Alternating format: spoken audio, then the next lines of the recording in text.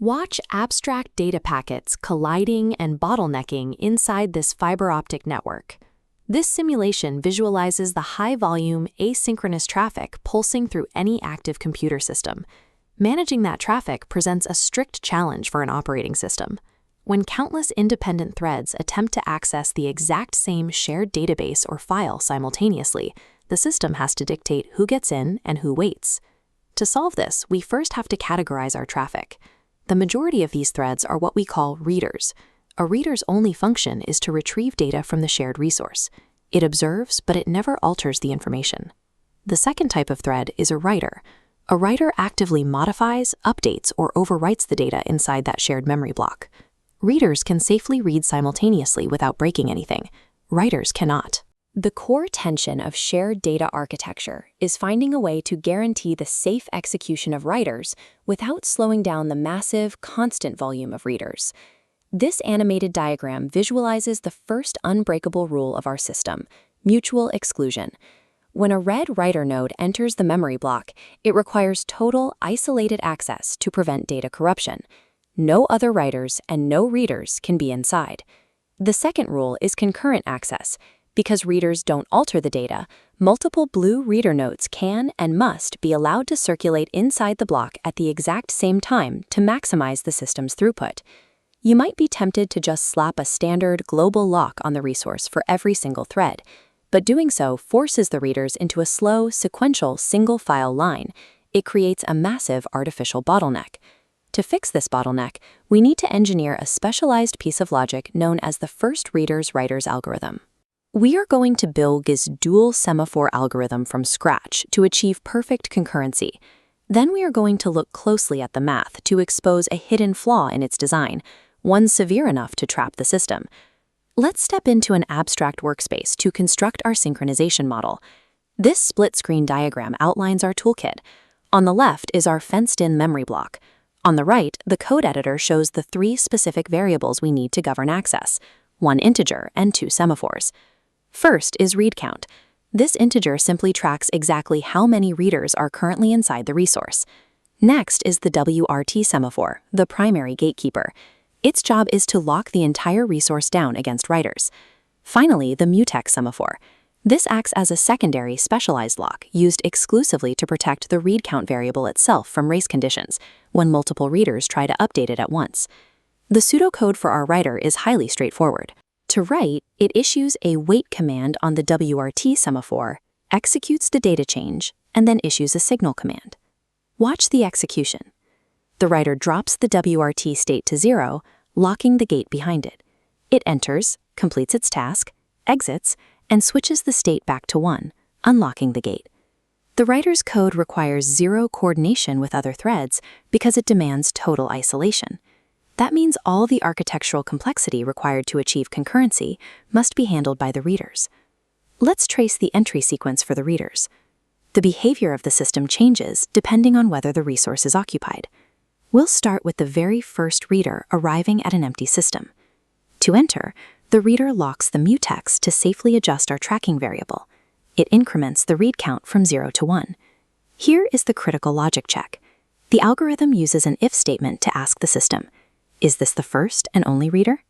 Because the count is exactly 1, the condition is met. The reader executes wait on the WRT semaphore. It drops the state to 0, seizing the main gate and locking out all writers. With the room secure, the reader issues a signal to release the mutex lock and finally enters the memory block to begin retrieving data. Notice the architectural burden here.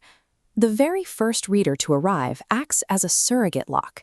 It secures the room against writers on behalf of everyone else. Now, consider what happens when a second and third reader arrive while that first reader is still inside.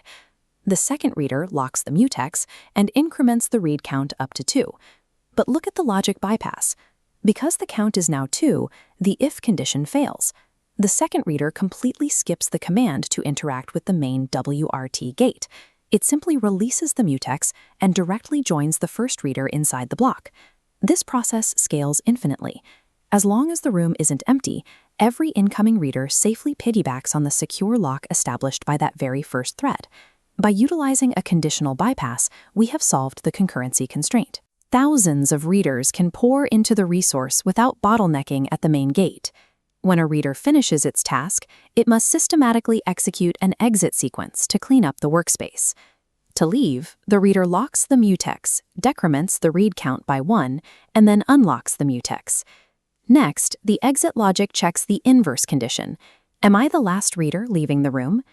As the workflow winds down, multiple readers execute this decrement sequence, slowly emptying the system. When the final reader leaves, the count hits 0. The condition is met, and the reader executes a signal command on the WRT semaphore. The state resets to 1, and the heavy gate vanishes.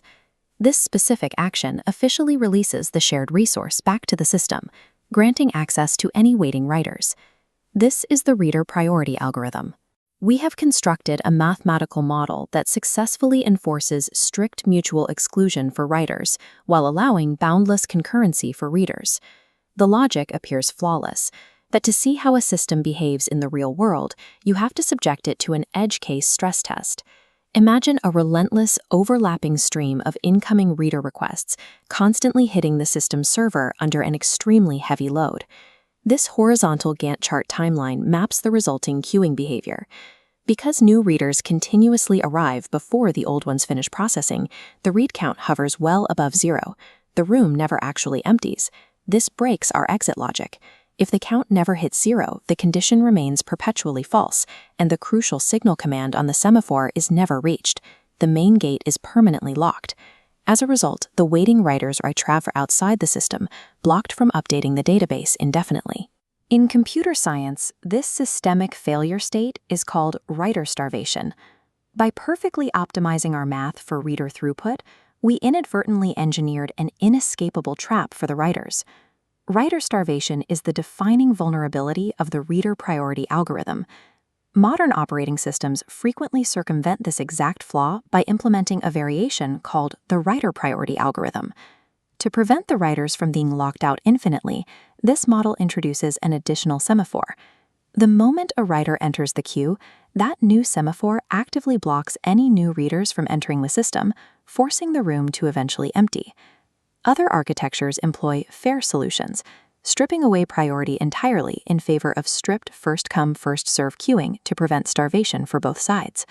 The readers-writers problem proves that in concurrent systems, achieving flawless mathematical synchronization is only half the battle. If an engineer doesn't actively design for systemic fairness under pressure, a perfectly secure lock can easily become a permanent cage.